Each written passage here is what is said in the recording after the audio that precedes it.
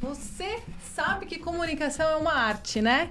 E ter uma boa comunicação nos permite ter bons resultados na vida profissional e pessoal. E para ter boa comunicação não é preciso ter este dom, é preciso de treino e também boas técnicas. E hoje nós vamos ter aqui um convidado muito especial para falar sobre tudo isso. Sensacional isso. Hoje o nosso tema está imperdível. O que a gente vai falar hoje, Vivian? A arte de falar em público. E o nosso convidado de hoje é meu grande amigo, mentor de arte de falar em público, administrador de empresa, ator, palestrante, realiza workshop, treinamentos voltados para de vendas e atendimento ao cliente. Seja muito bem-vindo ao Compartilha Cast, a natação criativa Edu Lopes. Nossa, que alegria, né, Vivian? Você, Priscila e o Renato, que já é um grande amigo de longa data.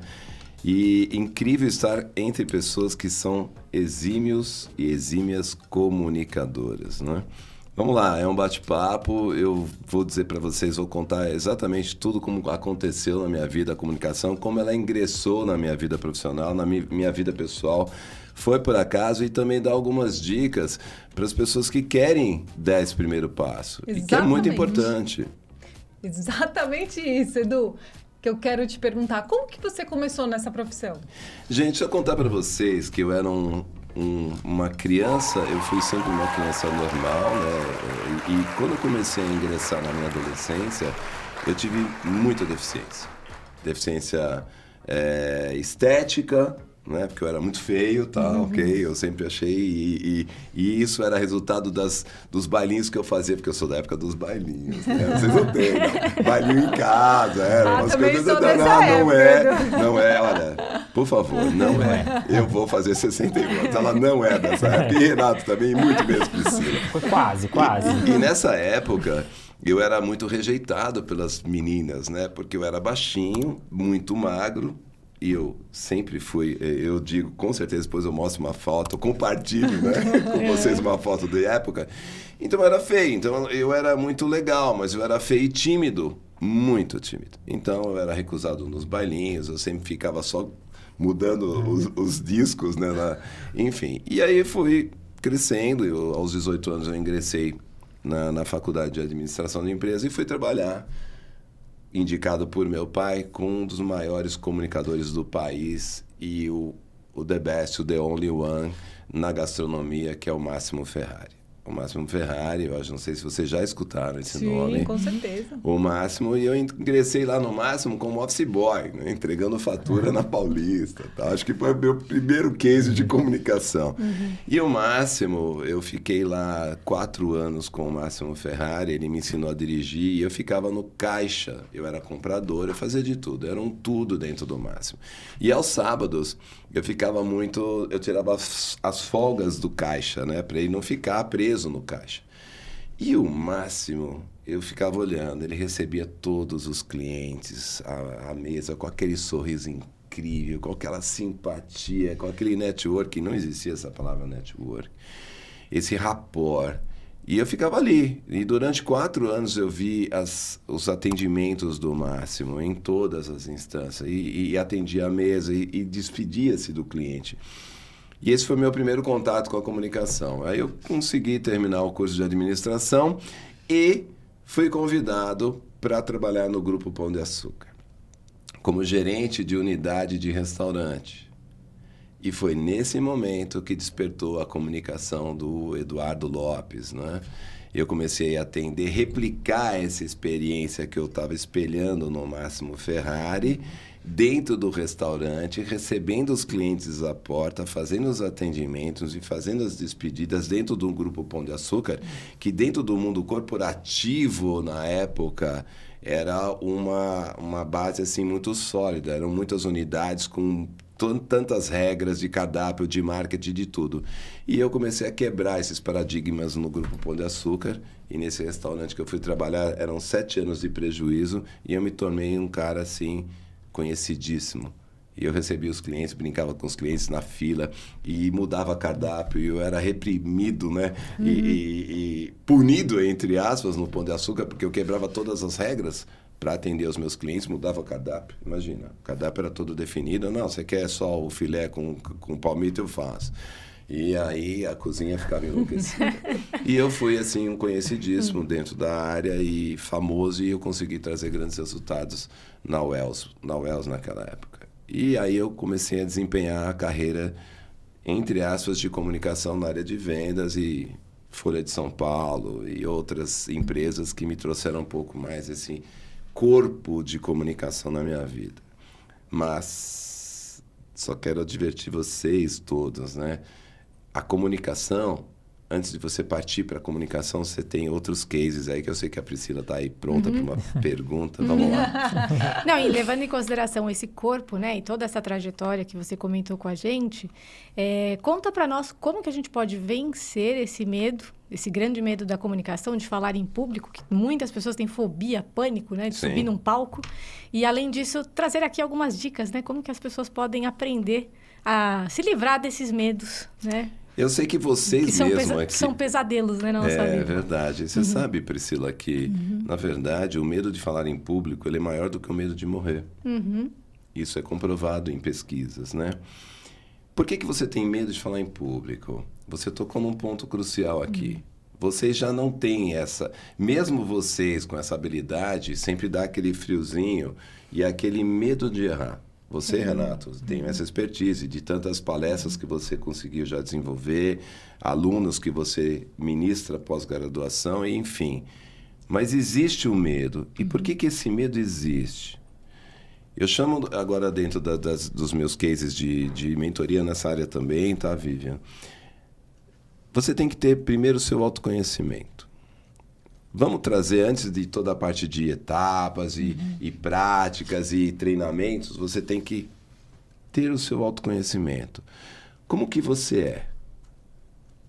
Quais são os seus pontos positivos? Quais são os seus pontos, não vou dizer negativos, mas os seus pontos mais fracos? E você tem que entender que se você não resolver que você é muito mais positivo e agrega muito mais valor do que negativo, você não dá o primeiro passo.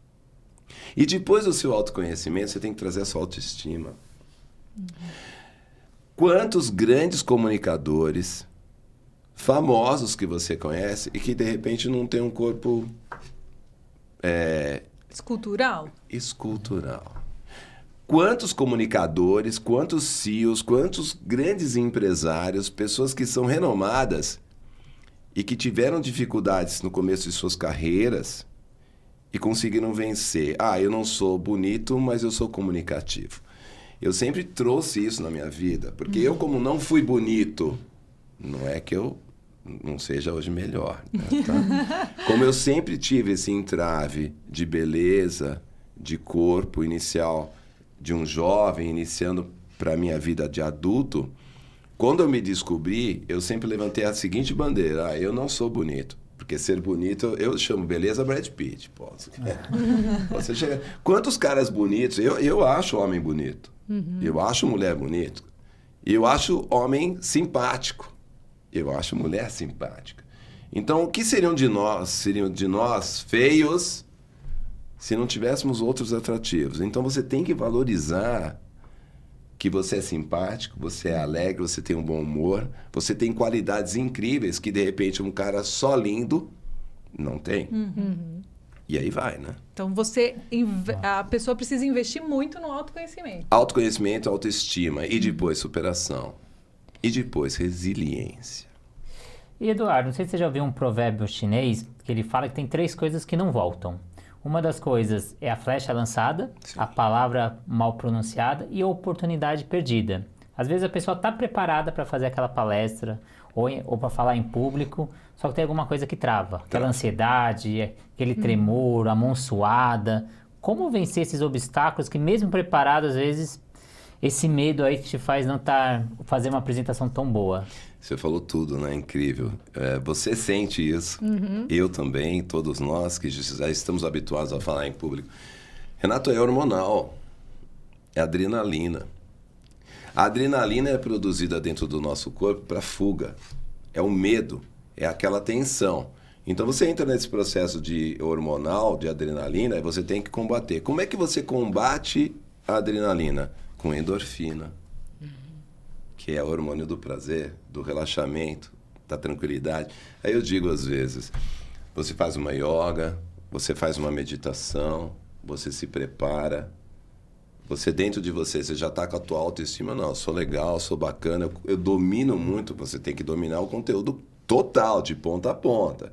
Você vai ministrar um conteúdo, você tem que ser o cara melhor, a pessoa que mais entende desse conteúdo.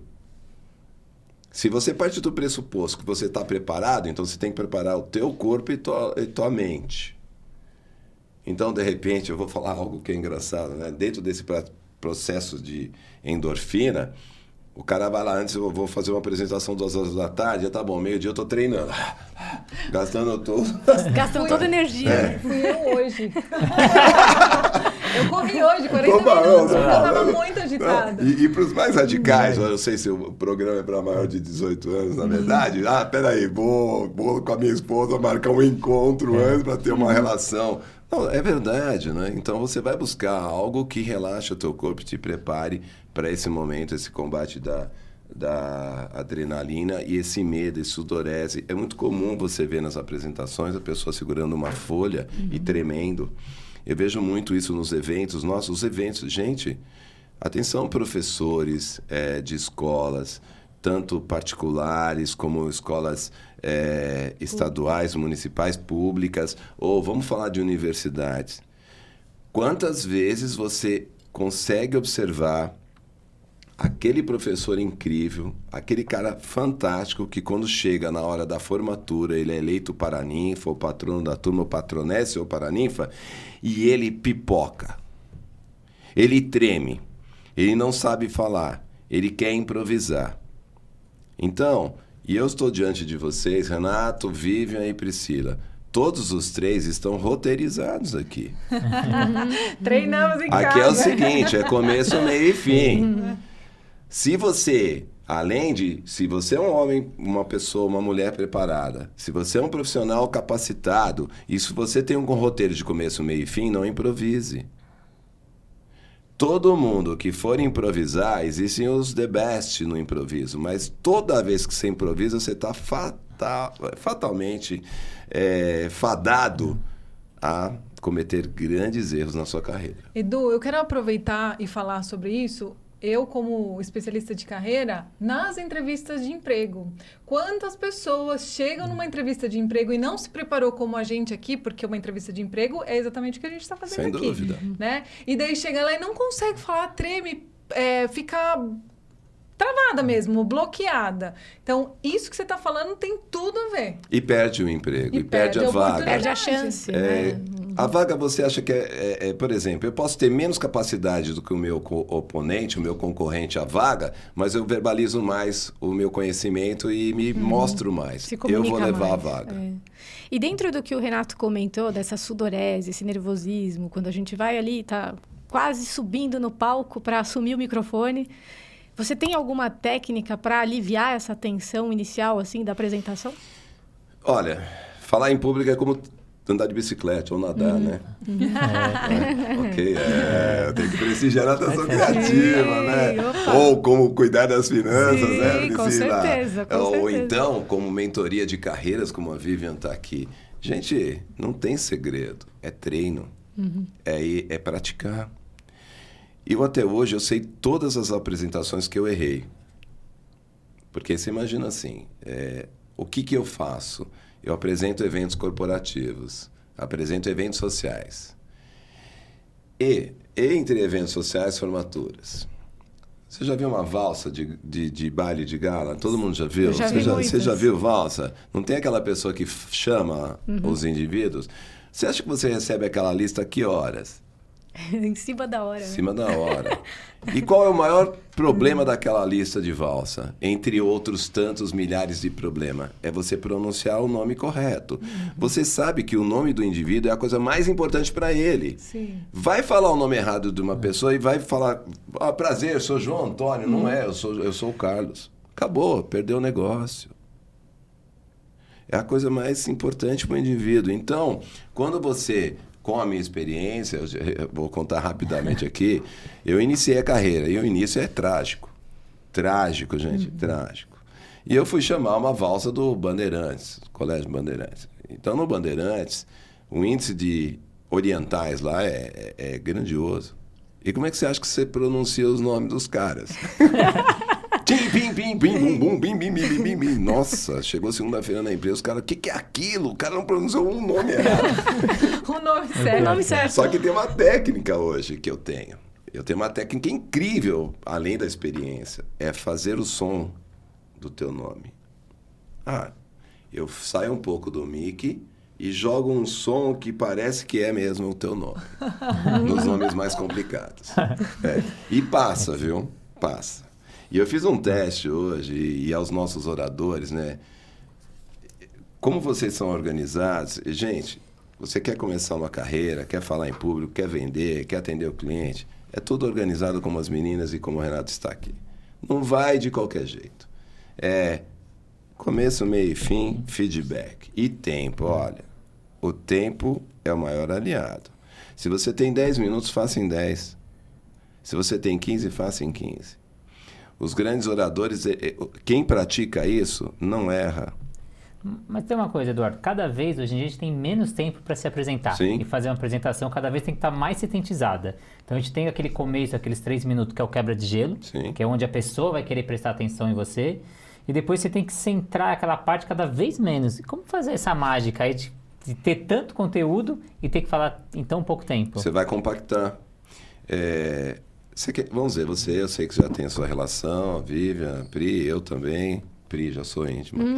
Né? Mas vamos falar o seguinte, você quer conquistar uma garota, uma mulher. Num determinado momento, você vai chegar nessa mulher. Você tem 30 segundos para impactá-la. Passou de 30, você já morreu. Se nos primeiros 30 minutos você não impactar o seu interlocutor ou interlocutora, em qualquer nível, você morreu. A grande arma é o sorriso.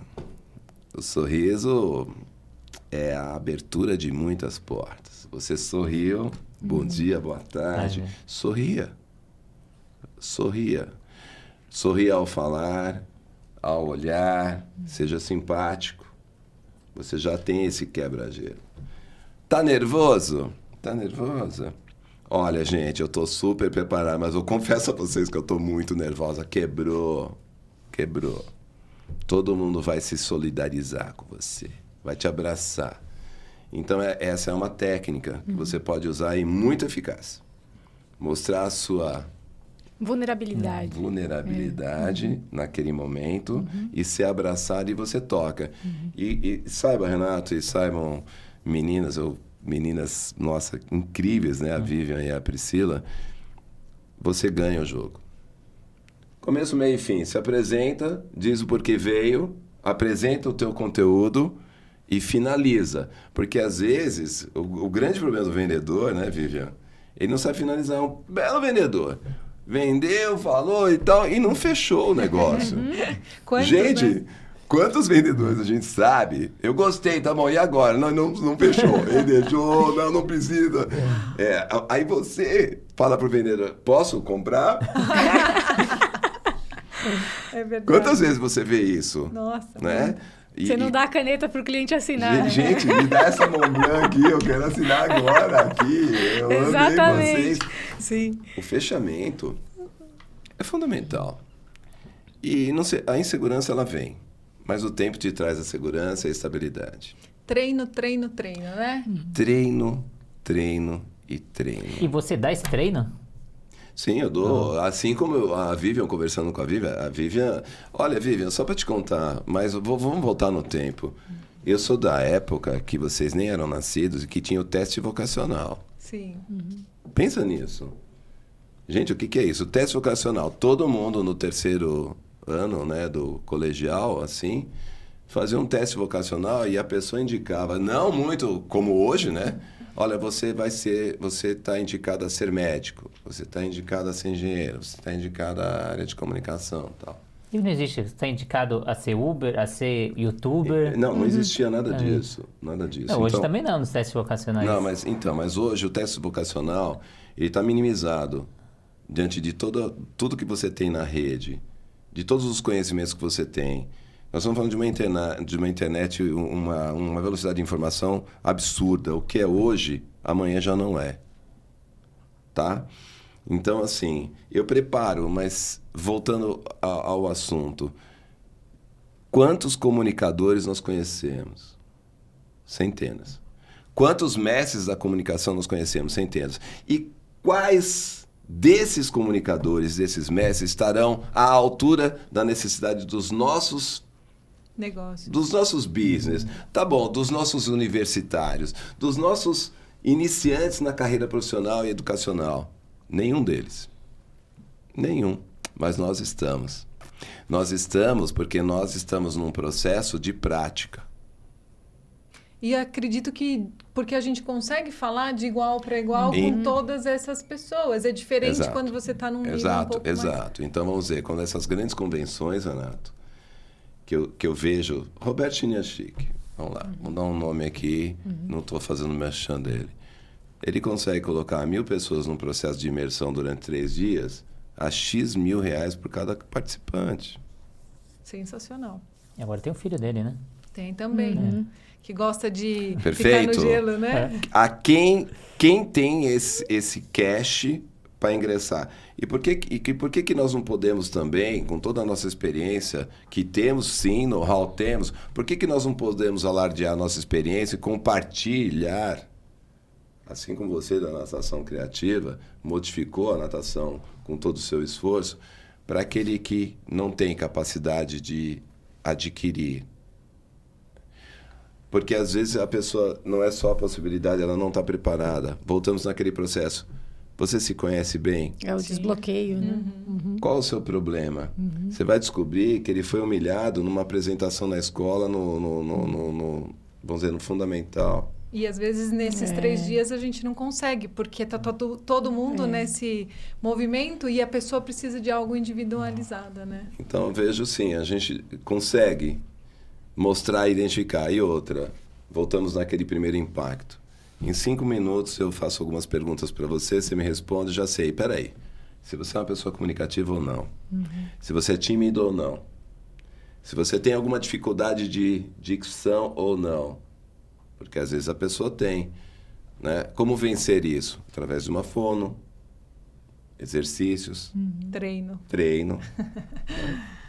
E aproveitando que você tinha respondido, né? Tudo tem o seu começo, meio e fim. Infelizmente, né? A gente poderia ficar falando de comunicação aqui a tarde inteira, mas o nosso tempo, ele é limitado. Então, para finalizar, como a gente faz com todos os nossos convidados, Edu, gostaria que você compartilhasse algo de tudo isso que a gente falou, para que todas essas pessoas que estão nos assistindo, nos ouvindo, possa sentir ali e buscar essa transformação, essa comunicação para seguir em frente aí para sua vida. Acredite em você.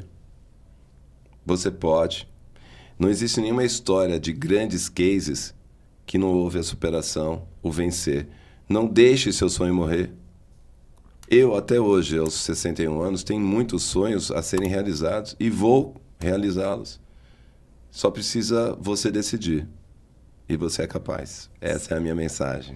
Sensacional, muito bom. Tem uma frase que eu vi do Chia Chica, que você comentou ele, que ele fala que o sucesso vem à noite. Que é onde todo mundo está descansando, está na balada, e é onde você está se esforçando mais, está trabalhando. Então, aquele que dá um pouquinho a mais é aquele que se destaca.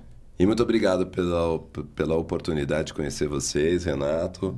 E até a próxima. Nós que agradecemos. Mas calma, vamos para os nossos seguidores aqui. Qual que é o seu contato? Como as pessoas conseguem chegar e até aprender mais com você? Eu acho que consegue chegar no Edu Lopes Podcast, com a natação criativa e hoje com vocês. No Eduardo Lopes JR. E no meu canal do YouTube, eu tenho um canal do YouTube, eu tenho os meus curta-metragens que eu fiz, a minha história de ator, as minhas mensagens de posicionamento diárias e uns trabalhos de publicidade que eu fiz também, bem legais. Então é o canal Eduardo Lopes JR. Sensacional, Edu. Muito obrigado pela sua presença aqui no Compartilha Cast, na Natação Criativa. Eu quero agradecer também ao Renato por compartilhar mais um episódio conosco aqui e pedir a você que não se inscreveu ainda no nosso canal, tanto do Compartilha Cast quanto da Natação Criativa, para se inscrever, deixar o seu like, ajudar a gente a distribuir esse conteúdo para o máximo de pessoas. Muito obrigada mesmo, Edu. Muito obrigada, Renato, Pri. Obrigada. E até o próximo episódio, pessoal. Até mais. Até. Tchau, tchau. Abraços.